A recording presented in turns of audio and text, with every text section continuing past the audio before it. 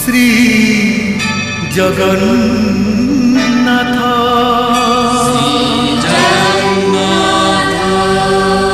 শ্রী জগন্নাথ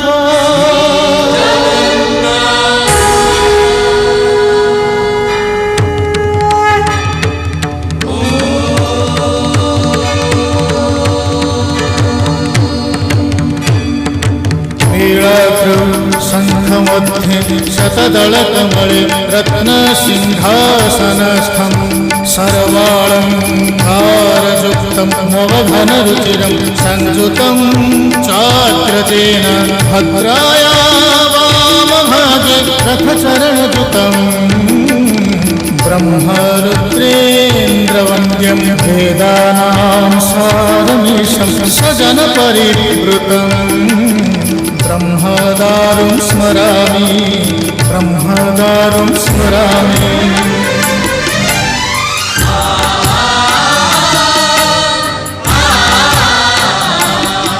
तुम्हें अनंत क्षय हे जगन्नाथ तुम्हें अव्यक्त अक्षर हे जगन्नाथ निज इच्छारु सृजिल हे जगत आदि नाही जे तुमर नाही अंत तुम्हें पवित्र ओंकार चिर सत्य नील सिंधु तीरे नीलाचल तहि विराजित बड़ देउल दारु ब्रह्म रूपे हे विश्व पालन उड़ा पताका पतित पावन सत्य धर्म न्याय परिसंस्थापित भक्तर तुमे होइछ हे नाथ श्री जगन्नाथ श्री जगन्नाथ जगन्नाथ श्री जगन्नाथ श्री जगन्नाथ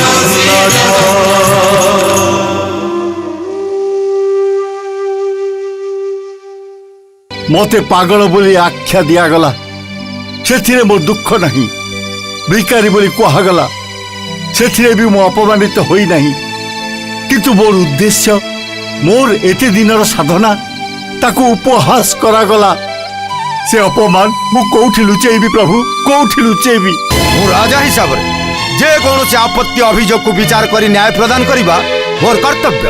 न्याय किए दब राजन निजे राजा जिते बड़े अभियुक्त तांको पाखरु न्याय कोन आशा करा जाई पारे अभियोग यदि विश्वास योग्य और सत्य हुए ताहले राजा प्रजार विवेचना करा जाय नहीं महाशय राजा हिसाब रे न्यायर निकिति मो हाथ ताहले पितामह राजा ललित माधव जो प्रमाण चाहूछती से प्रमाण ताकू मिलिबो कोठू मु तुमको प्रतिश्रुति देइछि से प्रमाण तांको निश्चय मिलिबो ए पुष्करिणी रा नाम इंद्रद्युम्न पुष्करिणी होय तो केह जन इंद्रद्युम्न धर्म अर्जन करिबा पाई ए पुष्करिणी खोदन करि पारि थान्ते।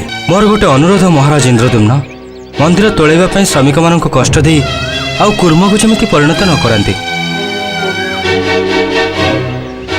राजा वर्तमान संध्यार अवकाश नाई निश्चय अछि निश्चय अछि ए राज्यर राजा तांकर राज्य सीमा भितर थिबारु ए मंदिर अधिकार दाबी करुछन्ति इंद्रद्युम्न मध्य ए मंदिर निर्माण करिछन्ति बोली दाबी करुछन्ति ତୁମରି ଚକ୍ଷୁ ସମ୍ମୁଖରେ ଏ ମନ୍ଦିର ଗଢ଼ି ଉଠିଥିବ। ତୁମେ ହିଁ କୁହ, ଏ ମନ୍ଦିରର ସତ୍ତ୍ୱାଧିକାରୀ କିଏ? ରାଜା ଇନ୍ଦ୍ରଦ୍ୟୁମ୍ନ। ଯାହା ଘଟୁଛି, ଯାହା ଘଟିବ, ଅତୀତରେ ଯାହା ଘଟିଥିଲା ତାକୁ ବିଧି ନିର୍ଦ୍ଦିଷ୍ଟ ବୋଲି ଭାବିନିଅ। ତଥାପି ତୁମେ ବ୍ରହ୍ମଲୋକରୁ ଯାଇ ଫେରିଆସିବା ମଧ୍ୟରେ ତୁମ ମନ ଭିତରେ ଶୂନ୍ୟସ୍ଥାନ ରହିଯାଇଛି। ଯେଉଁ ସଂଗ୍ରାମ ଚାଲିଥିଲା ଏ ପର୍ଯ୍ୟନ୍ତ ମନ୍ଦିର ଉପରେ ଅଧିକାର ସାବ୍ୟସ୍ତ କରିବା ଲାଗି, ତାହା ଶେଷ ହେଲା। ସତ୍ୟ ଓ ଧର୍ମର ବିଜୟ ହେଲା। ବାରମ୍ବାର ପରୀକ୍ଷାର ସମ୍ମୁଖୀନ ହେବା ପରେ ଇନ୍ଦ୍ରଦ୍ୟୁମ୍ନଙ୍କ ଲାଗି ସାକ୍ଷୀ ଦେଲେ କୁର୍ମମାନେ। ଅପମାନିତ ଗାଲମାଧବ ସ୍ୱୀକାର କରିବାକୁ ବାଧ୍ୟ ହେଲେ ଯେ ମନ୍ଦିର ଉପରେ ତାଙ୍କର କୌଣସି ଅଧିକାର ନାହିଁ। ଏବେ ପ୍ରତିଷ୍ଠା ପର୍ବର ଅୟମାରମ୍ଭ। ଯଜ୍ଞବେଦୀରୁ ଚତୁର୍ଥ ମୂର୍ତ୍ତିଙ୍କୁ ଆଣି ଶ୍ରୀମନ୍ଦିରରେ ସ୍ଥାପନ କରାଯିବା ପରେ ବୈଦିକ ରୀତିରେ ମହର୍ଷି ଭରଦ୍ୱାଜ ବିଗ୍ରହମାନଙ୍କର ପ୍ରତିଷ୍ଠା କରିବେ। ମାତ୍ର ଗାଲମାଧବ କ'ଣ ଜାଣିଥିଲେ ଯେ ଇନ୍ଦ୍ରଦ୍ୟୁମ୍ନଙ୍କୁ ସାହାଯ୍ୟ କରିବା ଲାଗି ବ୍ରହ୍ମଲୋକରୁ ସ୍ୱୟଂ ବ୍ରହ୍ମା ପୁରୁଷୋତ୍ତମ କ୍ଷେତ୍ରରେ ପଦାର୍ପଣ କରିଛନ୍ତି। ତୁମ ନିର୍ଦ୍ଦେଶ ଅନୁସାରେ ରାଣୀ ଗୁଣ୍ଡିଚା ଏ ମନ୍ଦିର ନିର୍ମାଣ କଲେ। କିଛି ପୂଜକ ରଖି ପୂଜାର ବ୍ୟବସ୍ଥା ମଧ୍ୟ କଲେ। କାଳର କରାଳ ଗତିରେ ଗୁଣ୍ଡିଚା, ବିଶ୍ୱାବସୁ, ବିଦ୍ୟାପତି ଏମାନେ ସମସ୍ତେ ଚାଲିଗଲେ। ସେତେବେଳେ ତମେ ବ୍ରହ୍ମଲୋକରେ। ପିତାଶ୍ରୀ ମୋତେ ଆଦେଶ ଦେଲେ ତମେ ଆସିବା ପର୍ଯ୍ୟନ୍ତ ଏ ମନ୍ଦିରର ରକ୍ଷଣାବେକ୍ଷଣ କରିବା ପାଇଁ। ମୁଁ ତାଙ୍କର ଆଦେଶ ହିଁ ପାଳନ କରୁଛି ମାତ୍ର। ନାରାୟଣ ନାରାୟଣ ନାରାୟଣ। ଦେବର୍ଷି ନାରଦ, ଆପଣଙ୍କର ପିତା ଅର୍ଥାତ୍ ସ୍ୱୟଂ ବ୍ରହ୍ମଦେବ ମୋ ସମ୍ମୁଖରେ? ହଁ ରାଜନ, ଆପଣ ଯାହାକୁ ମଧ୍ୟସ୍ଥି ବୋଲି ଭାବି ଆସିଛନ୍ତି ସେ ସ୍ୱୟଂ ପିତାମହ ବ୍ରହ୍ମା। ମୋର ଉଦ୍ବେଳିତ ହୃଦୟକୁ ସାନ୍ତ୍ୱନା ଦେବା ପାଇଁ ଏବଂ ମନ୍ଦିର ପ୍ରତିଷ୍ଠା ପାଇଁ ବ୍ରହ୍ମଲୋକରୁ ସେ ଧରା ଅବତରଣ କରିଛନ୍ତି। ମୋତେ କ୍ଷମା କରନ୍ତୁ ପ୍ରଜାପତି, ମୋର ଧୃଷ୍ଟତା ମାର୍ଜନା କରନ୍ତୁ। ନ ଜାଣିବା ପଣରେ ମୁଁ ଆପଣଙ୍କୁ ଅନେକ ଧିକ୍କାର କରିଛି। ଉଦାରପଣରେ ଆପଣ ଏ ଅଧମକୁ ଦୟା କରନ୍ତୁ। ଉଠ ଉଠ ଲଳିତ ମାଧବ। କୌଣସି ଅପକର୍ମ ପାଇଁ ଶାସ୍ତି ବିଧି ନିର୍ଦ୍ଦିଷ୍ଟ। ସେ ବିଧିକୁ ମୁଁ ଉଲ୍ଲଂଘନ କରିପାରିବି ନାହିଁ। ତେଣୁ ମୁଁ ତମକୁ ଅଭିଶାପ ଦଉଛି। ତୁମେ ଗାଲମାଧବ ନାମରେ ପରିଚିତ ହେବ। ତମକୁ କେହି ପୂଜା କରିବେ ନାହିଁ। ତମକୁ କେହି ସମ୍ମାନ ଜଣେଇବେ ନାହିଁ। ପୁରାଣ ଏବଂ ଇତିହାସ ପୃଷ୍ଠାରେ ତୁମେ ଜଣେ ନିନ୍ଦିତ ବ୍ୟକ୍ତି ହିଁ ରହିବ। ନାରାୟଣ ନାରାୟଣ ନାରାୟଣ। ଏବେ ଦ୍ୱାର ଉନ୍ମୁକ୍ତ କର ନାରଦ।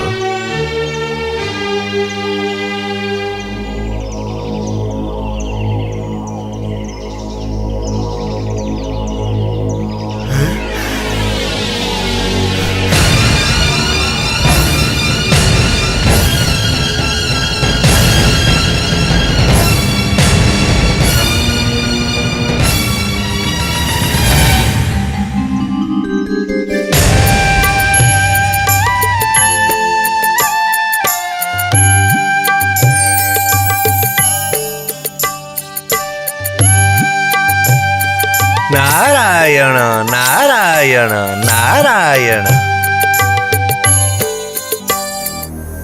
ସବୁ ସମସ୍ୟାର ସମାଧାନ ହୋଇଗଲା। ଲଳିତ ମାଧବ ମନ୍ଦିର ଅଧିକାରୀ କିଏ ତାର ପ୍ରମାଣ ପାଇଗଲେ ସିନା, କିନ୍ତୁ ତାଙ୍କୁ ଗାଲମାଧବ ନାମର କଳଙ୍କ ବହନ କରିବାକୁ ପଡ଼ିଲା। ପୁରାଣରେ, କିମ୍ବଦନ୍ତୀରେ, ଲୋକକଥାରେ ଗାଲମାଧବ ଏକ ନିନ୍ଦିତ ଚରିତ୍ର ହୋଇ ରହିଗଲେ। ତାଙ୍କର ସ୍ଥାନ ମନ୍ଦିର ବେଢ଼ା ଭିତରେ ନ ରହି ବେଢ଼ା ବାହାରେ ନିରୂପିତ ହୋଇଗଲା। ମନ୍ଦିର ଭିତରେ ତାଙ୍କ ନିର୍ଦ୍ଦେଶରେ ପ୍ରତିଷ୍ଠିତ ମାଧବ ମୂର୍ତ୍ତିଙ୍କୁ ରାଜା ଇନ୍ଦ୍ରଦ୍ୟୁମ୍ନ ବେଢ଼ା ଭିତରେ ଏକ କ୍ଷୁଦ୍ର ମନ୍ଦିର ନିର୍ମାଣ କରି ପ୍ରତିଷ୍ଠା କଲେ।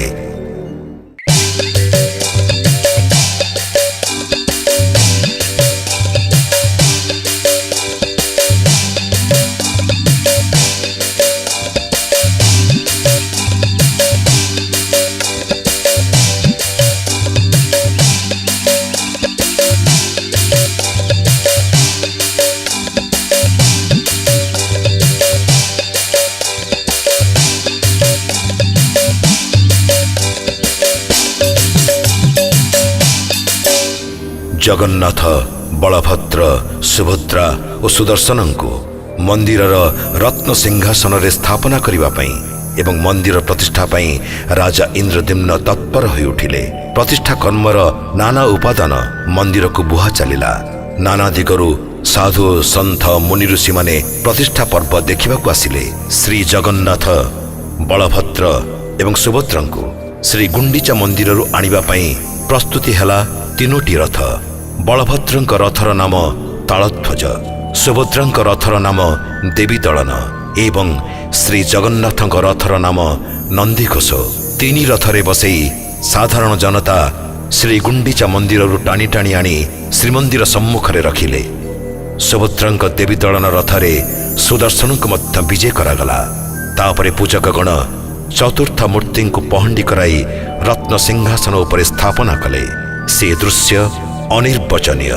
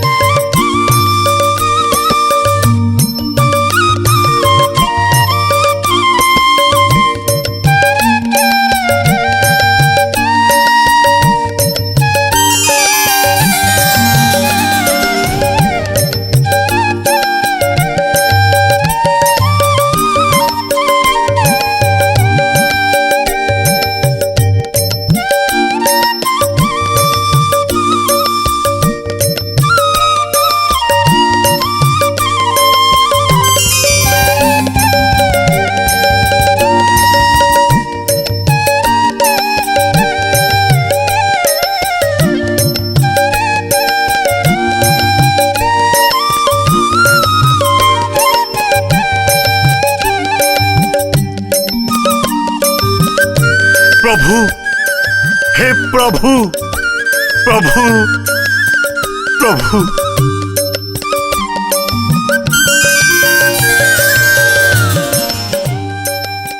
निस्तरिली निस्तरिली प्रभु, एते दिनर प्रार्थना मोर पूर्ण होइछि। मोर किछि पाइबार नाही, किछि चाहिबार नाही। मंदिर निर्माण करी विष्णु मूर्ति स्थापन करिबी बोली अवंतीरु जो संकल्प करी आसीथिली से आज पूरण होइछि। एबे एबे मु मुक्त मु मुक्त मु मुक्त मुक्त मुक्त प्रकृतिस्थ हो राजन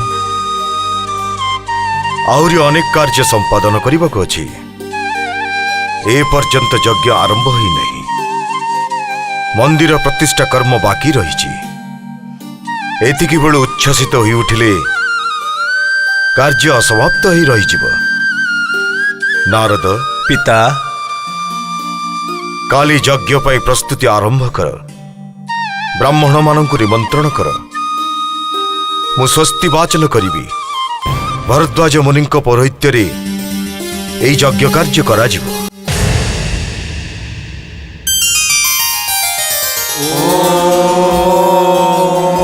मंगलम भगवान विष्णु मंगलम मधुसूदन मंगलम पुंडरीकाक्ष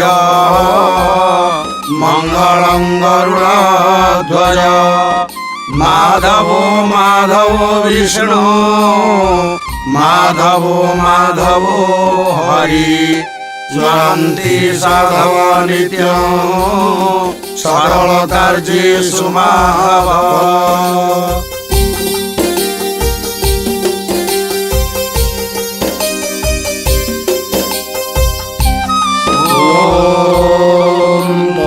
विष्णु परम पदं सदा पश्यन्ति सूरया दिव्येव चक्षुराततं स्वाहा इदं विष्णवे। ॐ त्र्यम्बकं यजामहे सुगन्धि पुष्टिवर्धनम् उर्वारुकमिव बन्धना मृत्युर्मुखे अयमामृतात् स्वाहा इदं त्र्यम्बकाय। ॐ गणानां त्वा गणपतिगुं हवामहे प्रियाणां त्वा प्रियपतिगुं हवामहे निधीनां त्वा निधिपतिगुं हवामहे वसो मम स्वाहा इदं गणपतये। ॐ आक्रोशेन रजसा वर्तमानो निवेशयाममृतं मर्त्यञ्च हिरण्मयेन सविता रथेन देवो याति भुवनानि पश्यन् स्वाहा इदं सूर्याय। ॐ अम्बे अम्बिके अम्बालिके नमानयति कश्चन सुभद्रिकां काम्बिल्यवासिनी स्वाहा इदं अम्बिकायै।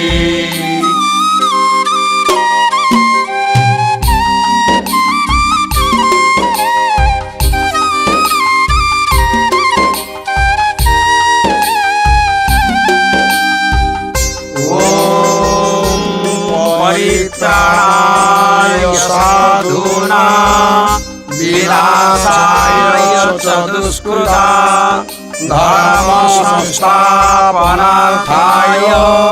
संभवामि जुगे जुगे स्वाहा इदं वासुदेवाय।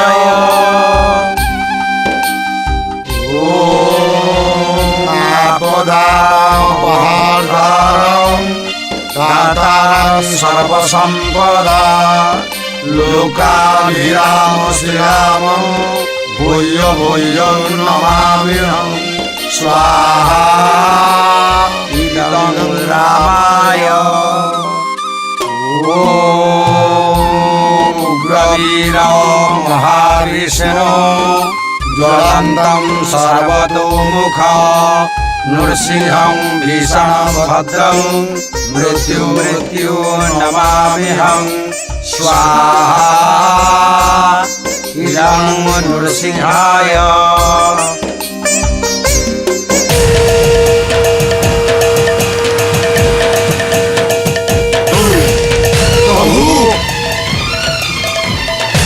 प्रभु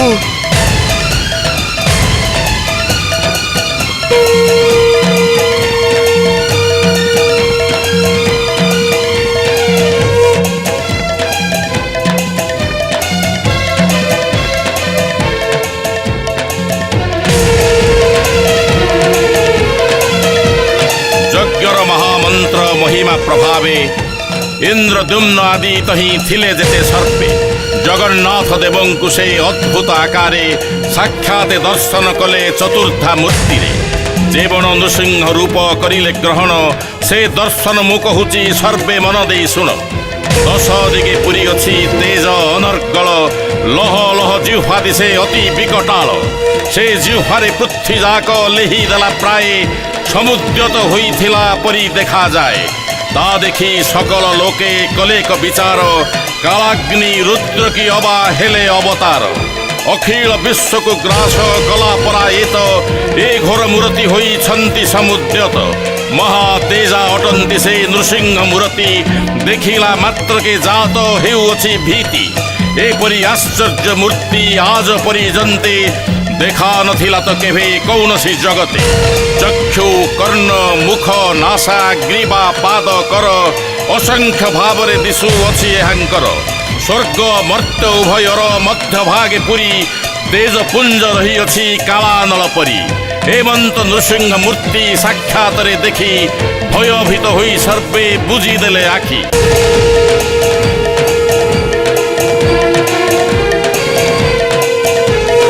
पिता प्रभु विष्णुकर ए उग्र नृसिंह रूप कहीं सारा सृष्टि वर्तमान भୟରେ कंपित मन हेउछि जेपरी प्रलय काल उपस्थित होइछि। जगन्नाथ बलभद्र सुभद्रांकर से शांत समाहित रूप कहीं एभली रूपको मर्त्य लोके कौन पूजा करि परिबे? नारद ए उग्र रूप काहींकि धारण कले मु कहूछि शुण। एही नृसिंह रूप परमेष्टि नामक मंत्र मंत्रित दारुर मूर्ति गढ़ा होइतबा कथा जानी साधारण मानव जगतर नाथ जगन्नाथंकु अवज्ञा करि पारंती सेथिपाई से नृसिंह रूपरे अवतीर्ण होइचंती। ए रूप परिहार करिबा पई आपण प्रार्थना करंतु पिता। ठीक अछि नारद। नमस्तुते दिव्य वैरिक सिंह नमस्तुते जोग गुजैक सिंह नमस्तुते सिंह वृषैक सिंह नमस्तुते नीलाचल श्रृंग सिंह नमस्तुते दुर्खाण बपार सिंह नमस्तुते तेजमय दिव्य सिंह नमस्तुते चित्राकृति चित्र सिंह नमस्तुते क्लेश विमुक्ति सिंह नमस्तुते वीर वैरीक सिंह नमस्तुते दैत्य विनाश सिंह नमस्तुते देवस्वधिदेव सिंह।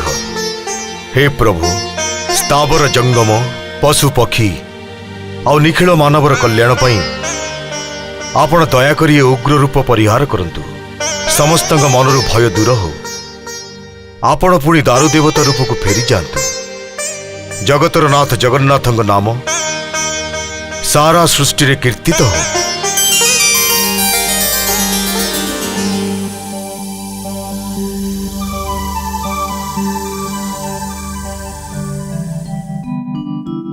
जय बलभद्र सुभद्रा जगन्नाथंकर जय।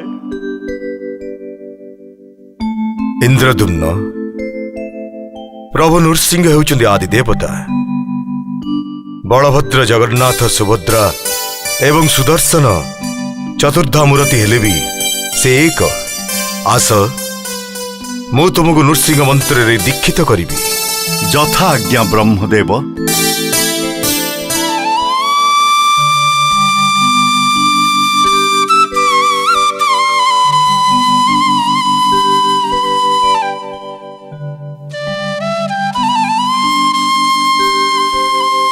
नीलाद्रौ शंख मध्ये सदल कमले रत्न सिंहासनस्थम् सर्वालङ्कारयुक्तं नवरत्नरुचिरं संयुतं चाग्रजेन भद्राय वामभागे रथचरणयुतं ब्रह्मरुद्रेन्द्रवन्द्यम् वेदानां सारमीशं स्वजनपरिवृतं ब्रह्मदारं स्मरामि।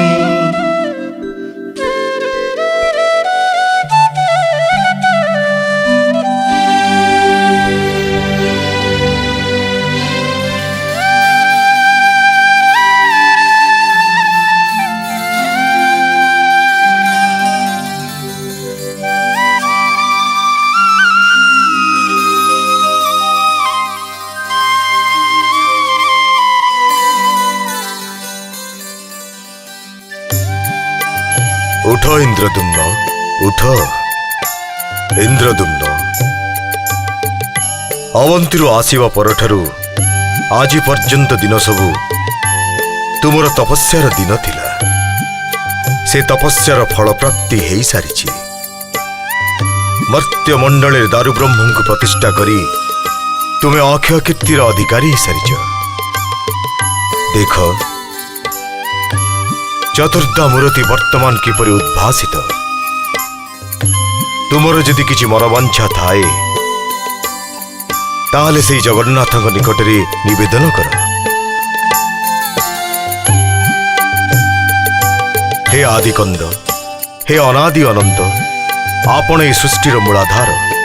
आपणक इच्छा क्रमे इंद्रदुम्नक माध्यमरे निखिल जनतार कल्याण पाई मर्त्य मंडल एक अभिनव रूप से प्रकटित होती। आपण अवर्णनीय, अनिवर्जनीय एवं अचिंत्य। आपण तो भावग्राही। इंद्रदुम्न ग्रहिता हिसाब से आपण सम्मुखें दंडायमान। आपण तांकर मनोवांछा पूर्ण करंतु प्रभु। ब्रह्मदेव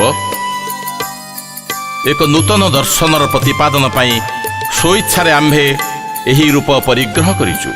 तेणु ए सृष्टिर कौनसी रूप सहित आम्भर ए रूपर सामंजस्य नहीं। सदा जाग्रत ही रहिबा पाई आम्भर चक्षु पलकहीन। हस्तपद नथाई आम्भे सर्वाधिकारी। पलकहीन चक्षु सर्वदर्शी, कर्ण नथाई सर्वश्रोता। तेणु आम्भे पुरुषोत्तम। आम्भर ही हस्त दुईटी असमाप्त एवं समांतराल। समस्त पापी तापी साधु महात्मा समस्त नारी पुरुष मानंकु आलिंगन करिबा पाई सर्वदा उन्मुक्त। तेणु आम्भे पतित पावन। ब्रह्मदेव प्रभु मंदिर चूड़े थिबा चक्र आदि ठारू नीलचक्र नाम रे परिचित हब। आपण ब्रह्मलोक को जीवा पूर्वरु नीलचक्र रे बाना बांधि दे जिबे। सेही बानार नाम हब पतित पावन बाना। आपण को आज्ञा पालित हब प्रभु। राजा इंद्रदुम्न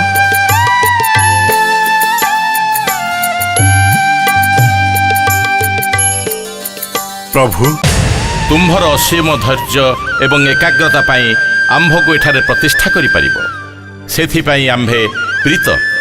मु किए प्रभु? मु तो निमित्त मात्र। लीलामयंकर इच्छा ही आज वास्तव में रूपांतरित होईछि। तुम्भर मनोवांछा प्रकाश कर इंद्रदुम्न।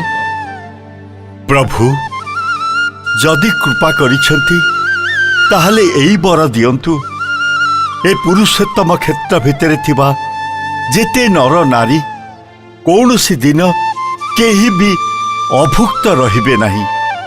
सेइथिपाई प्रतिदिन प्रभातरु रात्रि अर्धजाम पर्यंत आपणक निकटरे अन्न व्यंजन एवं 60 पौती भोग लागुथुबो।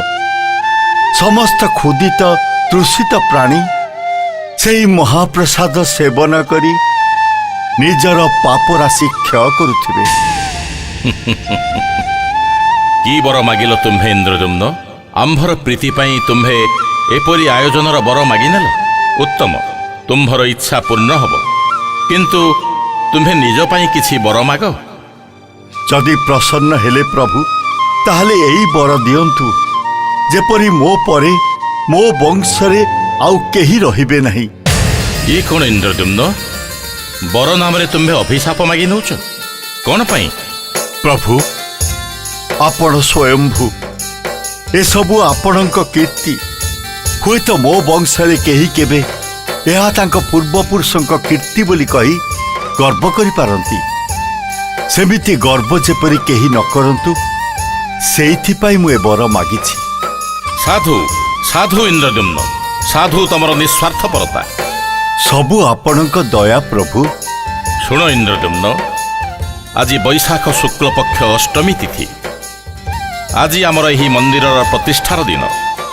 ତେଣୁ ଆଗାମୀ ଯୁଗ ଯୁଗ ଧରି ଏହି ବୈଶାଖ ଶୁକ୍ଳପକ୍ଷ ତିଥିଟି ନୀଳାଦ୍ରି ମହୋଦୟାଷ୍ଟମୀ ନାମରେ ପରିଚିତ ହେବ।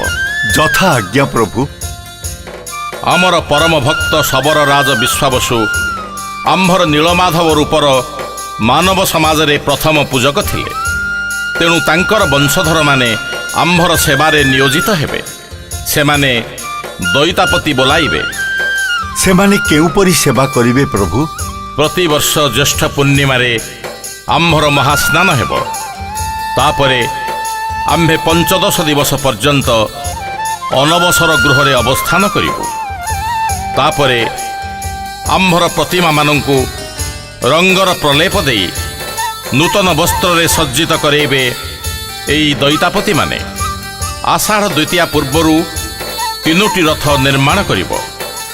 ଆଷାଢ଼ ଶୁକ୍ଳପକ୍ଷ ଦ୍ୱିତୀୟାରେ ଭ୍ରାତା ବଳରାମ ତାଳଧ୍ୱଜ ରଥରେ, ଦେବୀ ସୁଭଦ୍ରା ଆଉ ସୁଦର୍ଶନ ଦେବୀ ଦଳନ ରଥରେ ଏବଂ ଆମେ ନନ୍ଦିଘୋଷ ରଥରେ ଉପବେଶନ କରି ଶ୍ରୀଗୁଣ୍ଡିଚା ମନ୍ଦିରକୁ ଗମନ କରିବୁ।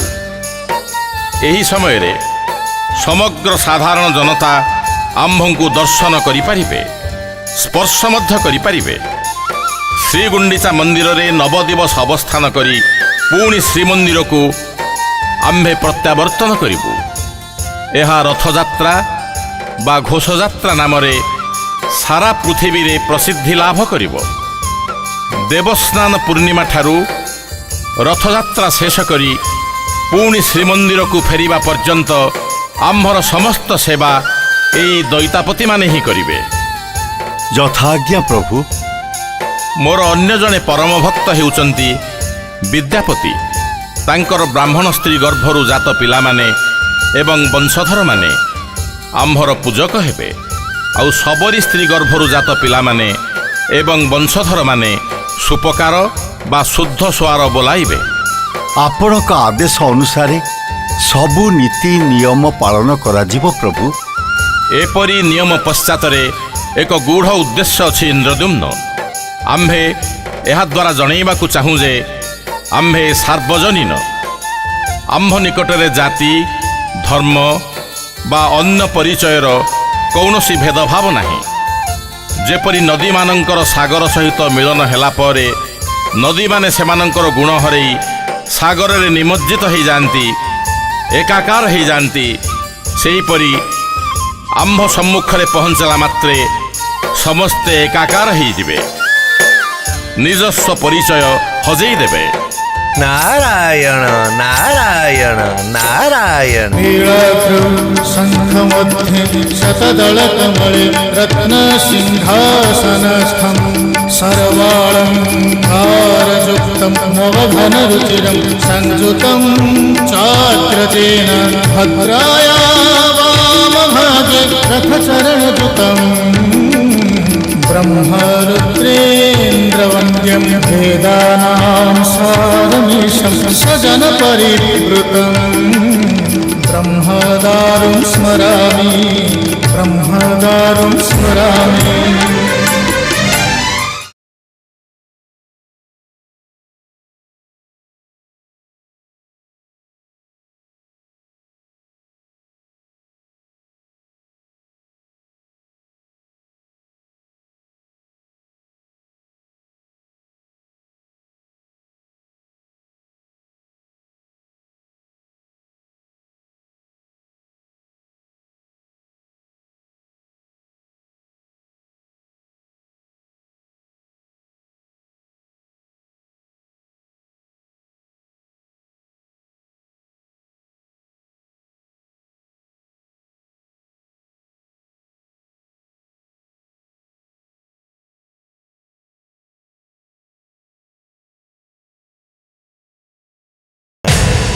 शेष है श्रीमंदिर ଆଉ ଶ୍ରୀ ଜଗନ୍ନାଥଙ୍କର ପ୍ରତିଷ୍ଠା ପର୍ବ ଏବଂ ଆରମ୍ଭ ହେଲା ଜଗନ୍ନାଥ ତତ୍ତ୍ୱ।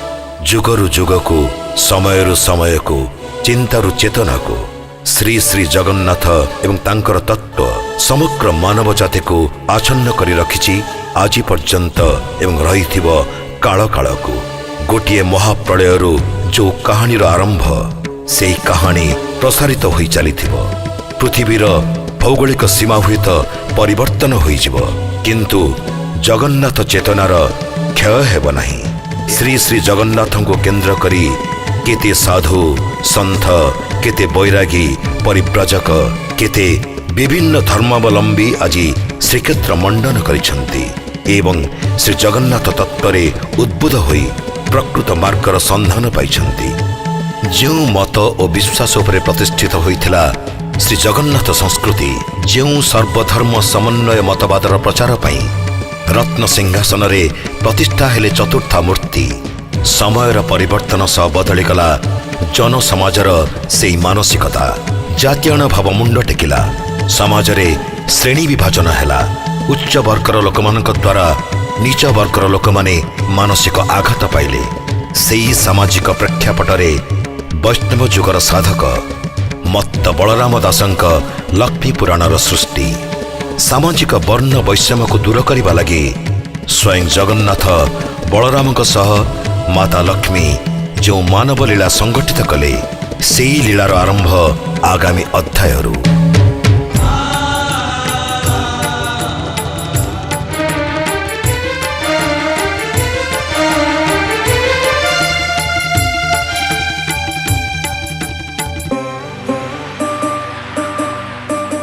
জগতর নাথ জগন্নাথ, বিন্দু ঠারু সিন্ধু তুমে সর্বব্যাপ্ত। আপনা ইচ্ছারে অধা গঢ়া হই বসি অছাহে নীলাদ্রি গোসাই। ভাবরে প্রকট অভাবে গোপাল